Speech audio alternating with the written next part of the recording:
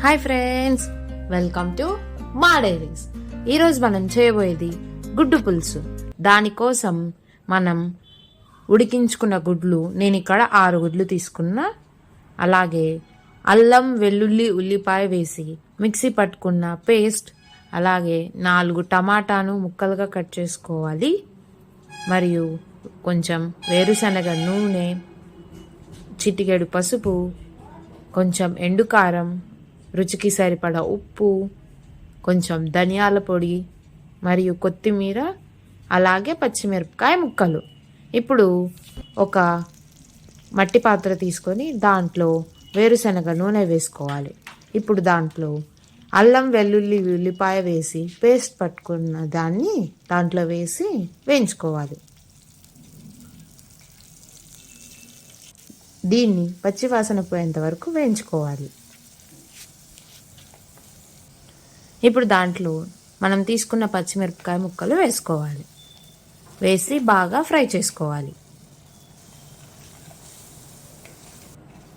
అది వేగిన తర్వాత మనం కట్ చేసి పెట్టుకున్న టమాటా ముక్కలను వేసుకోవాలి.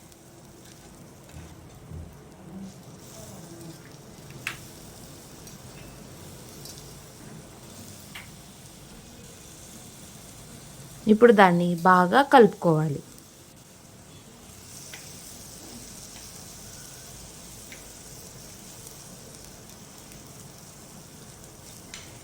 దాంట్లో ఇప్పుడు రుచికి సరిపడా ఉప్పు, 2 స్పూన్ల కారం,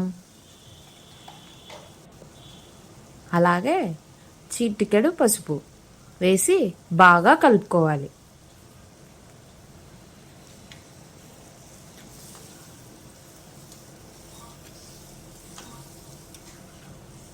దాంట్లో ఇప్పుడు కొన్ని నీళ్లు పోసి ఉడికించుకోవాలి.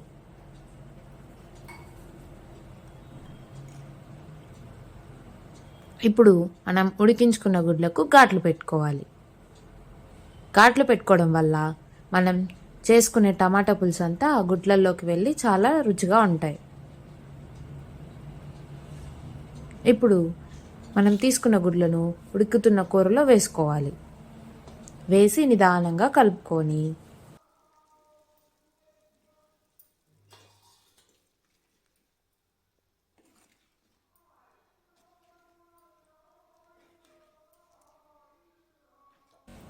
దాంట్లో కొంచెం ధనియాల పొడి వేసుకోవాలి.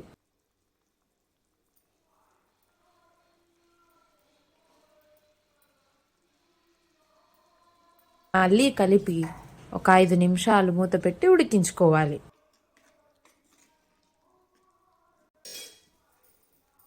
దీన్ని మీడియం ఫ్లేమ్లో చేసుకోవాలి. ఇప్పుడు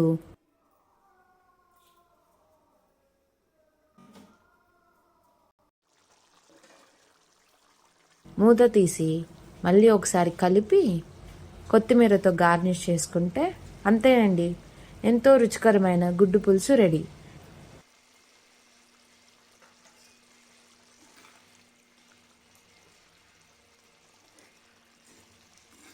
మళ్ళీ ఇంకో మంచి వీడియోతో మేము ముందుకు వస్తా. Thank you for watching this video. Please don't forget to like, share and subscribe.